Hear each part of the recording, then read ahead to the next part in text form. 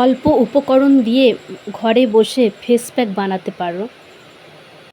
এই গরমে আমাদের ত্বক ঠান্ডা রাখবে এই ফেস প্যাক লাগালে। প্রথমে নিতে হবে চন্দন গুঁড়ো, আর নিতে হবে 1 চামচ কফি, আর নিতে হবে নারকেল তেল, আর দই 2 চামচের মতো। সেটা ভালো করে মিক্স করে নিতে হবে।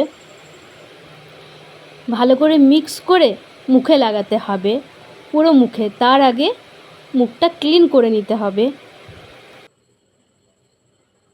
এই ফেস প্যাক লাগালে চোখের তলায় কালো দাগ চলে যাবে।